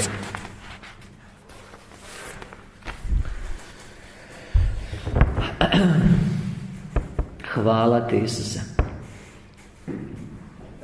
Vi ljudi nećete nikad biti u stanju procijeniti ogromnost mojeg čina samilosti, jer vi koji vjerujete u mene ste također svjesni moje božanske prirode, koja je mogla umanjiti čak najveću nevolju. Pazi, ali ja sam živio i umro kao ljudsko biće. Sad ćemo izvaditi iz jedne objave iz nove knjižice Isusove riječi iz križa, ali ovaj dio je vezan za ovo što nas danas zanima. To se zove Uskršnja nedjelja 8.9.6.5, drugi odlomak. Cijeli put zemaljskog života čovjeka Isusa je za njega bio agonija, jer je u trenucima najjasnije vizije on vidio kako bi ga trebao završiti. On je predvidio, to znači unaprijed vidio, sve patnje i užase, no nije ih se mogao otrest, jer je imao volju preći taj put. To jest, put je uključiva tu patnju, a on ima volju preći put, jer zna što ga je čekalo na kraju puta, da je to jedini način da donese slobodu svim palim bićima. Jer je također prepoznavao krajnji cilj, otkupljenje pale braće od neizmjerne krivnje, a veličina ove krivnje mu je također davala snagu volje da prođe put do kraja. No, posljednji dan njegovog zemaljskog života je bio tako gorak da ga je snaga skoro napustila, i stoga je on molio: Oče, tako će se zvati današnji propoj, je to ok? Oče, otkloni ovaj kalež od mene, ali ne moja, nego Tvoja volja neka bude. Hvala Ti, Isuse, što si molio: ne moja, nego Tvoja volja neka bude. I to bi mi svi trebali moliti. I ljubav za nesretnu braću je uvijek iznova bila jača, i zahvaljujući ljubavi koja ga ispunjala, on se predao svojoj sudbini, koju je lako mogao otkloniti od sebe, i zbog čega je sve intimnije molio da ne podbaci. Zamisli to. Tako te čeka patnja i vidiš takvu smrt, a imaš snagu to maknuti. Samo jedno mišlje. I samo ljubav prema onima koji propadaju, prema paloj braći. Jer pali anđeli su zajedno s Isusom živjeli vječnostima u skladu prije pada. Mi ovdje živimo s našom obitelji par godina, pa nam je teško ako ranije umru. A zamisli vječnostima živjeti s njima i onda ovi padnu. To te više veže, nije li tako? Pogotovo što sam ne želio u savršenom stanju, pa je to savršena ljubav, ona te još više poveže. Mi smo u nesavršenoj ljubavi, pa ti se teško odvojiti od nekoga nesavršenog ako ranije ode od tebe. Čisto da razumijete da su to bila pala braća, obitelj s kojom je bio vječnostima zajedno, u blaženstvu, u snazi, u svjetlu.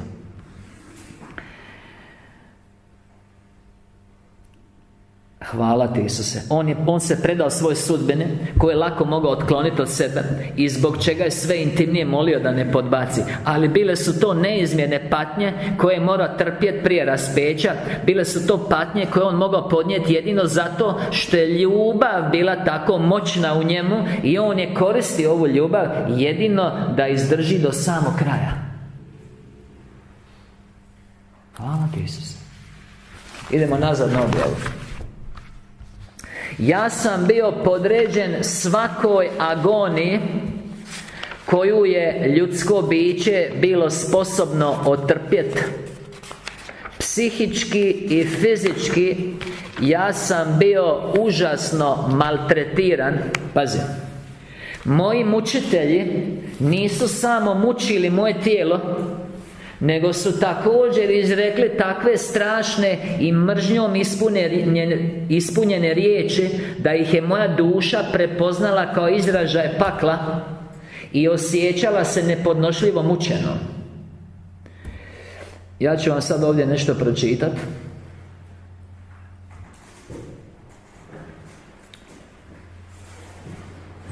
Što je u viziji dobila jedna čuvena katolička vjernica, ona je i svetica koliko ja znam. Ona se zove Ana Katarina Emmerich.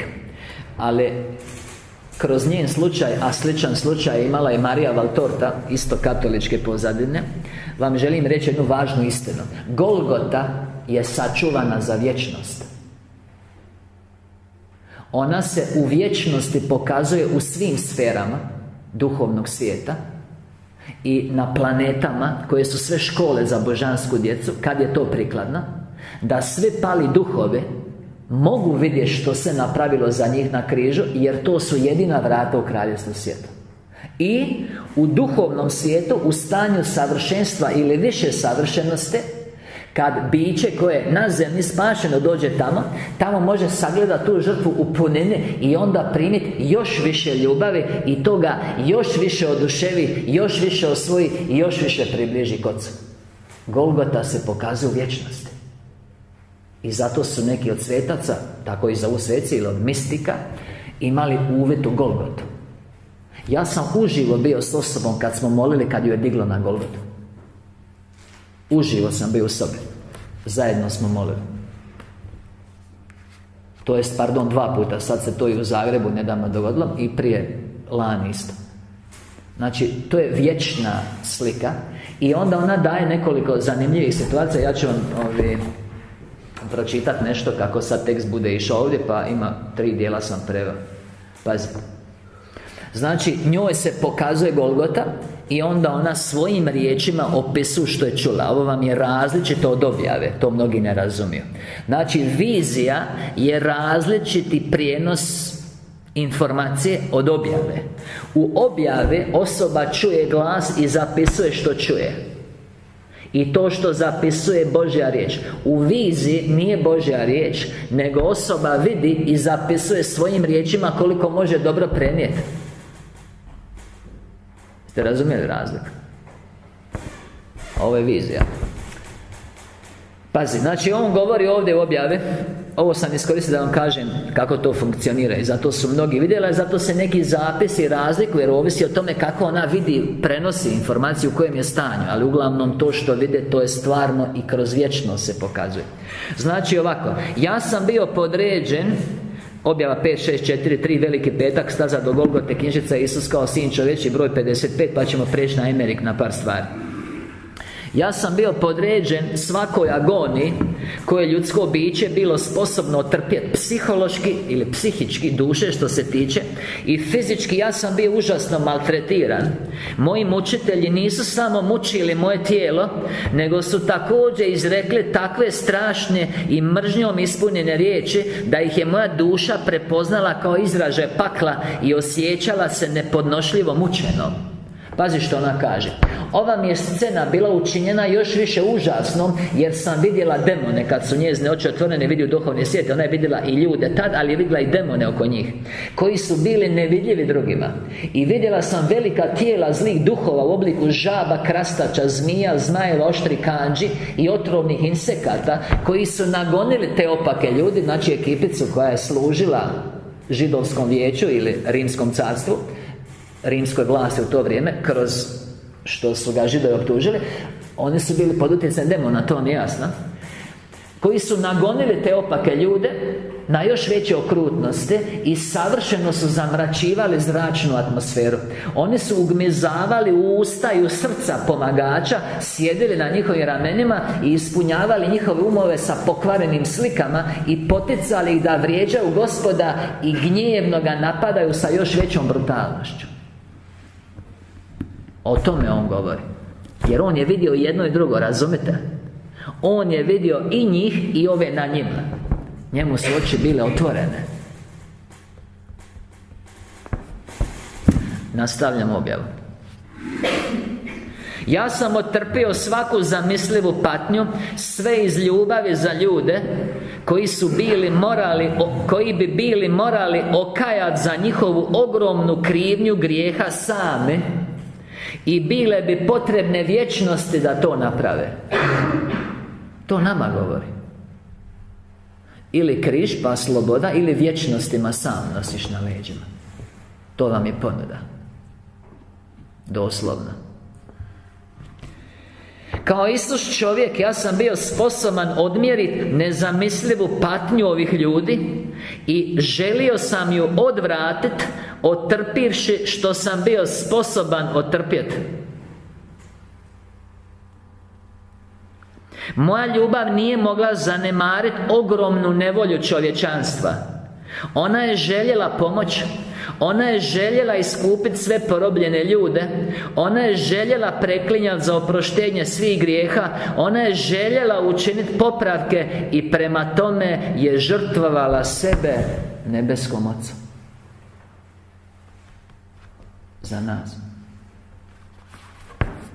Sad mi se ovaj mi se dio sviđa. Vidite, ja sam ga sebe crvenom zaokružio. Jer moja namjera vam nije na seminaru samo ovo proglasiti, nego vas pozvat da reagirate na pravi način. I mi to hoćemo, ne još danas, još ste taman u obradi do kraja seminara sigurno. Međutim, ljudi moraju priznat učinjenu žrtvu i dopustiti sebe biti iskupljenima od strane mene. Dopustiti sebe. Nema prisile, nema preko dide i babe. Svoja volja, koja je bila razlog za pad, te mora dovesti da se vratiš nazad. Nema ničija druga volja. Nema u neznanju. Razumijete? Umakanje u vodu vas ne može očistiti od nikakvog grijeha. To vam je obmana. To vam je prikaz onog što se događa u duhu, po kupelji novog rođenja, po duhu svetome, kad svjesno primiš Krista. Čisto da znate kad već pitate. Iz ovog razloga ja vas pozivam, on vas poziva, ali vas ja pozivam umjesto njega, sa najvatrenijom, ovo je sveta svrha ovog seminara, sa najvatrenijom ljubavlju. Ne dopustite da sam napravio ovu žrtvu za vas uzalud.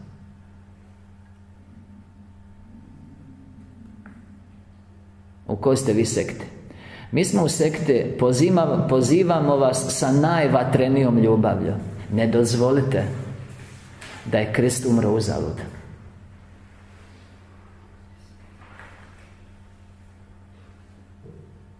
Jer posljedice toga, ako to dozvolite, protežu se u vječnost. Prepoznajte da ste opterećeni sa ogromnim teretom grijeha i neka bude vaša volja da budete oslobođeni od njega. Prihvatite moju žrtvu kao da je bila ponuđena u vaše ime. Postavite sebe pod križ na Kalvariji. Ne dopustite da moja patnja i moja smrt na križu ostanu neučinkovite za vas. Donesite sve vaše grijehe meni, tako da ću biti sposoban osloboditi vas, tako da vam može biti oprošteno, tako da će vas Otac prihvatiti poradi ljubavi njegovog Sina. Dopustite sebi biti iskupljenima kroz moju krv koju sam prolio na križu za vas ljude. Amen. Nemojte propustiti. To se ne prepušta.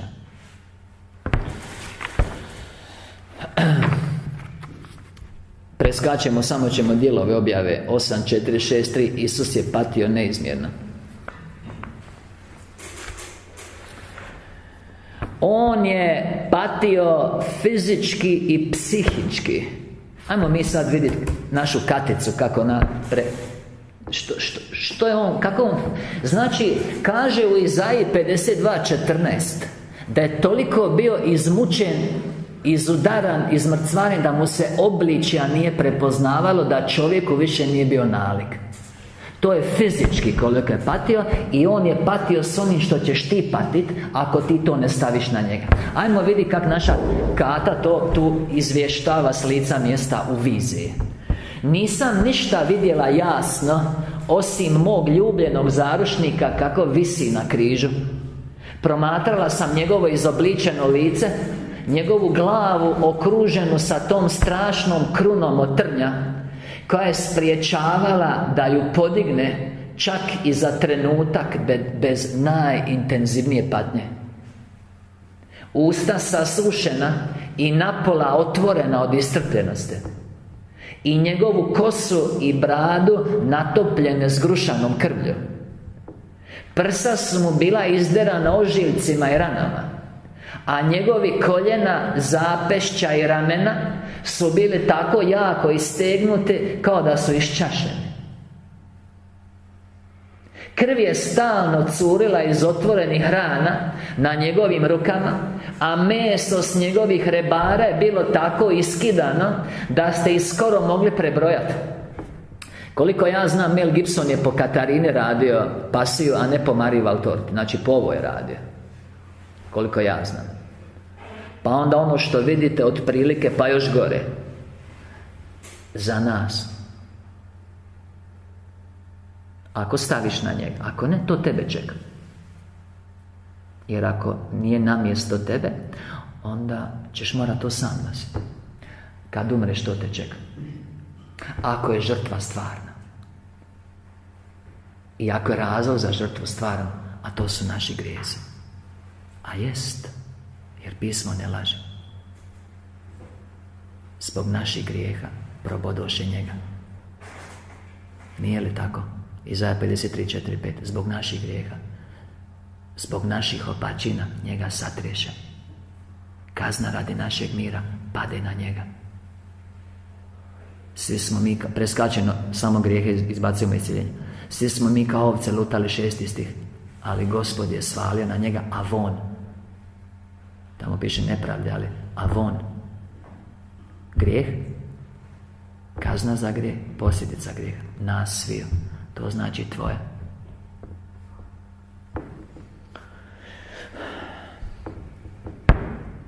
Njegove noge i bedra kao i njegove ruke bile su istegnute gotovo do iščašenja. Tijelo i mišići su bile tako potpuno ogoljene da je svaka kost bila vidljiva. I cijelo mu je tijelo bilo prekriveno crnim, zelenim i smrdljivim ranama. Cijeli izgled njegovog tijela je bio izgled krv koja je tekla iz njegovih rana isprva je bila crvena, ali je postepeno postajala svijetla i vodenasta. A cijeli izgled njegovog tijela je bio izgled leša spremnog za ukop. Kad sam ga promatrala na križu, kosa mu je bila gotovo u potpunosti iščupana, a ono što je ostalo bilo je slijepljeno zgrušanom krvlju. Tijelo mu je bila jedna rana i svaki je ud izgledao iščašen. Ajmo mi ovo ponoviti. To je zbog nas, a ti uzmi zbog tebe osobno. Ili ćeš staviti na njega sav grijeh i primiti ga u život, ili ode ti u duhovni svijet sa tim svim mukama na svojim leđima zbog grijeha i okajavat ćeš to vječnostima. Ne ovo što si kao ja u samoposluzi krao šlag i pes bombone preko odmora, nego praiskonski grijeh kojega ne možeš sam iskupiti, u potpunoj svjesnosti kad si odabrao Lucifera namjesto svog Boga i Oca, tvog stvoritelja. O čemu mi imamo knjižicu broj 15, 39, 40, 61 i 62 i hvala ti Isuse što su sve besplatne. Da vam pročitam 52:14 Izaiju. Kako su se mnogi predstravili nad tobom, jer je nečovječno bio iznakažen njegov izgled, njegov lik nije više bio sličan čovječemu. Je li vi mislite da on išao iz turističkog razloga na križ? Sišao na zemlju jer ko mi, pa mu je bilo dosadno da malo vidi puta? Ne, žrtva je stvarna, i muka je stvarna, i krv je stvarna, i smrt je stvarna. I ako je razlog za žrtvu taj koji jest, a jest, bolje ti je uteći pod križ. I to na pravi način, s odlukom da ćeš živjeti s njime nakon križa, ili onda će se vraćaš nazad sa još težim posljedicama, da nanova razapinješ Sina čovječeg i onda više nema žrtve za grijeh. On je patio fizički i psihički, jer što god je bilo moguće učiniti da bi ga se mučilo, što god je bilo moguće učiniti da mu prouzroči patnju i bol, je bilo učinjeno od strane ljudi koji su bili sljedbenici protivnika. To su ovi što su ga iznakazili, koji je htio spriječiti čin spasenja sa svom njegovom moći, da odustane od te patnje, da otrese sa sebe to, da se digne kao sin čovječi, da spasi sebe i da ostavi sve nas.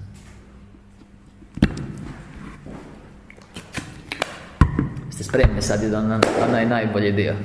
Ali što je duša trebala otrpjeti u oblasti gospodara tame, znači sad on govori ne ono što se vidjelo, što sam u tijelu učinio, nego duhovno, on je to vidio.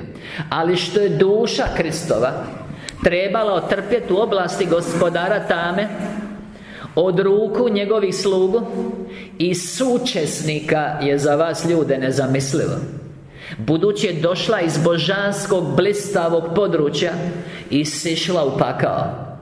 u mračni predio Božjeg protivnika, gdje je duša sad morala trpjeti silnu muku, pošto su je sva griješnost i tama afektirali bolno, budući je sve neduhovno prionulo uz nju i pokušalo ju povući u bezdan bez dna.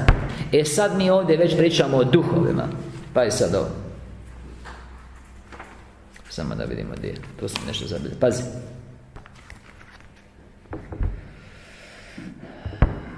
Znači, i najčišće i objava 5092, knjižica 7 riječi s križa. Nalazit će se naravno na ovoj knjižici Isusove riječi s križa. Biće gotova za koji dan. Nismo vas htjeli zakinuti za sve nove objave koje smo preveli iz cijelog otkrovenja. Pazi. Najčišće i najjarkije biće, znači Kristova patnja 5092, i najčišće i najjarkije biće koje je ikad živjelo na zemlji je bilo užasnuto. Ona, duša, je sebi morala dopustiti da bude dodirnuta rukama prema kojima je osjećala odvratnost, budući su se one pružale iz pakla i ščepale ju. Ona je morala čuti škodljive riječi. Sad, to što Isus sluša je iznešeno u psalmima koji govore o njegovoj žrtvi i pasi, no ljudi ne znaju da je tamo David, kad se razumije božanski Krist Isus, osim što iz 22. psalma znaju Bože moj, zašto si me ostavio, ali ima puno psalama koji se bave s time. Zato Isus njima otvori oči 24, 44, 45 nakon uskrsnuća i otvori oči na putu Emaus, i onda im je otvorio da vide sve što u njemu zapisano u Mojsiju, prorocima i u psalmima, i onda je rekao da se sve mora ispuniti što je zapisano o njemu tamo, i otvori oči da razumiju pisma. Ja ću vam samo pročitati da vidite, znači psalme skrivaju točne njegove misli u toj situaciji kada se nađu ta mjesta. Ja ću vam samo par pročitati. Ja sam i tu negdje zapisan. Znači čitat ću 22. psalam, ali stihove 13 i 14. Kad on koristi ovako životinje, to su slike zlih duhova. Kao recimo kad koristi lavove, primjerice u psalmu 91:13, kad on kaže gazit ćeš lava i ljuticu, ne misli na lava i ljuticu, neće niko od nas gaziti lava i ljuticu, nego misli na zle duhove. Ili kad kaže u Luki 10:19, dao sam ti vlast da gaziš po zmijama i škorpionima i svoj sili neprijateljevoj. Stoga su zmije i škorpione slike sile neprijatelja, razumijete? Tako isto je ovdje, ali ovisi o kategoriji. On ih predstavlja sa životinjama vezano za njihovu kategoriju. Pazi psalam 22:13 i 14. Brojni me junci okružuju. Znaju svi da je to Isus na križu, jer ovdje on spominje odmah u 2. stihu Bože moj, zašto si me ostavio? Pazi. Brojni me junci okružuju i bašanski me bikovi opkoljuju. Znači svi zli duhovi pakleni su bili na njemu da bi utrnuli svjetlo, a on ih nije mogao otresti, nego se mora podložiti i samo kroz ljubav ih nastati upripitomiti. A mogla imao je snagu, samo misao ih svih satre. I oni su se iživljavali na njemu. Ovi su se iživljavali u prirodnome, a ovi su se iživljavali u duhovnome. Tako da prirodna patnja nije bila najgora patnja, ni blizu onoga što on doživlja u duhu, kao najsvjetlije, čisto biće koje je sišlo u tu septičku jamu i dozvolio da se iživljavaju na njemu. Brojni me junci okružuju i bašanski me bikovi opkoljuju. Požudno name otvaraju svoja ždrijela, poput lava koji razdire i riče. Hvala ti, Isuse. Slušaj, 55. pa ćemo čitati 6 stihova. Poslušaj, Bože, moju molitvu, ne sakrivaj se mojem vapaju, pripazi na me, daj mi odgovor. U svom jadu se mučim i smeten sam, zbog prijetnji neprijatelja, zbog tlačenja bezbožnika, jer nevolju navaljuju na me i u gnjevu me progone. Srce mi se grči u grudima, a samrtne muke na me strovaljuju. Strah i trepet obuzimaju me i groza se svaljuje na me. Zbog nas. Vidi, nas čekaju pakleni duhove ako ostanemo u grijehu i završimo u kraljevstvu tame, jer tamo su pakleni duhovi i oni se tako ponašaju. Oni ti ne pričaju bajke.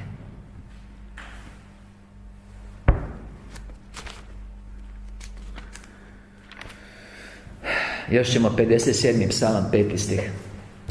Duša mi prebiva među lavovima koji razdiru sinove ljudske. Ovo su vam Isusove unutarnje riječi. Zubi su im koplja i strijele, a jezik oštar mač. Zamisli to. Izmrcvaren na van, vrijeđan, ponižavan, maltretiran iznutra, a on se ponizio do smrti na križu, da tebe izbavi.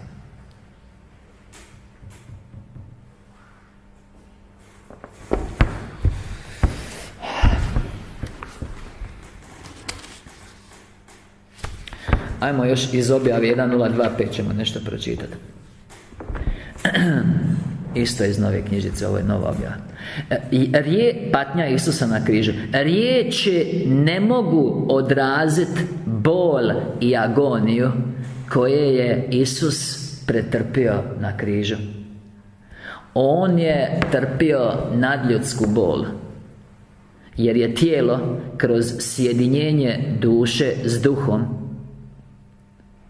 to znači sin i otac u jedno, Ivan 10:30, duh velikog slova, bilo u najpotpunijem skladu sa svim što je bilo čisto i jasno, što je bilo bistro i svijetlo. A to tijelo su sile tame povukle dolje u mračno područje. Oni koji su na njega položili ruke bili su griješni, tamni likovi. Sjećate se Katu što je govorila. Upravljani demonima na okrutno djelovanje. Užas čiste duše koja je u potpunosti postala ljubav bio je neizmjerno velik, a dodir kroz ove demone koji su djelovali u mržnje bio je neopisivo mučan. Hvala ti, Isuse. Da je samo jedan, bilo koji čovjek morao pretrpjeti ovu smrt, djelo otkupljenja ne bi bilo takvog značaja. Ali Isusove agonije su 1000 puta premašivale one od nekog čovjeka, budući da nije jedino tijelo u sebi patilo, nego mnogo više duša, jer je stajala u svjetlu, a bila je duboko ponižena od tame. Nijedan čovjek na zemlji ne može procijeniti djelo otkupljenja u cijelom njegovom opsegu. Jedino u stanju svjetla, znači kad umremo spašeni u svjetlu, u duhovnom svijetu, onda opet idemo pod križ shvatiti stvarno koja je to bila žrtva i koliko ljubav je tu izliveno prema nama, i onda nas ta ljubav još više podigne i još više sjedini s Ocem, jer ga još više uzljubimo. Ali jedino u stanju svjetla on poima njegovu veličinu i neizrecivu ljubav, koja je ponukala Sina čovječega da na sebe uzme najtežu patnju. A čovječanstvo tako malo poštuje njegovu smrt. I zato ja podižem glas, jer su na putu propasti svi koji nisu primili Krista, tako da ih izbavi iz vlasti tame. Ali čovječanstvo tako malo poštuje njegovu smrt da ne preza odreći se vjere u Isusa Krista kao otkupitelja svijeta. I ono nije svjesno kakav ogromni grijeh tovari time na sebe. Koji grijeh? Pa što odbijaju prihvatiti žrtvu.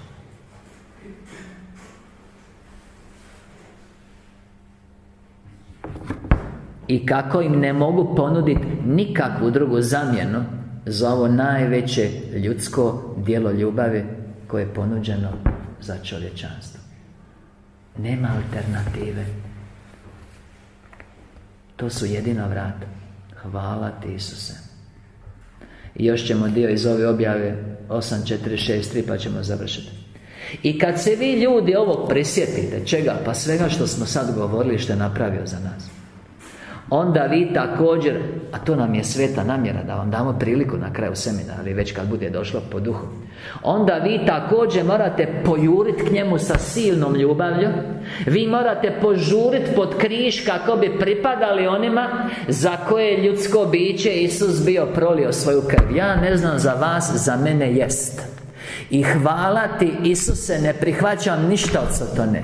Nikakvu krivnju grijeha, nikakvu bolest, slabost, nemoć, patnju, muku, psihičku, fizičku, jer što je Sin čovječi uzeo na sebe namjesto mene, ja neću nositi. U ime Isusa Krista, amen. A ne moraš ni ti. I to je evanđelje, radosna vijest. I kad se vi ljudi ovog prisjetite, onda vi također morate pojuriti k njemu sa silnom ljubavlju. Vi morate požuriti pod križ kako bi pripadali onima za koje je ljudsko biće Isus bio prolio svoju krv. Vi trebate biti tako ispunjeni sa snagom njegove ljubavi da vi na nju reagirate iz dubine vaših srdaca i kompletno mu predate sebe. Kome kompletno predamo sebe? Isusu Kristu. U kojoj si ti crkvi? Ja sam u crkvi, tako sam ispunjen sa snagom njegove ljubavi da na nju reagiram iz dubine mog srca i da sam mu kompletno predao sebe i tako sam vječno postao i ostajem njegov vlastiti. Amen, što želim i vama svima i svima koji slušaju ovako. Vi ne možete kontemplirati, to znači opetovano duboko promišljati njegovu patnju i smrt dovoljno često. To su 2. Korinčani 5:14.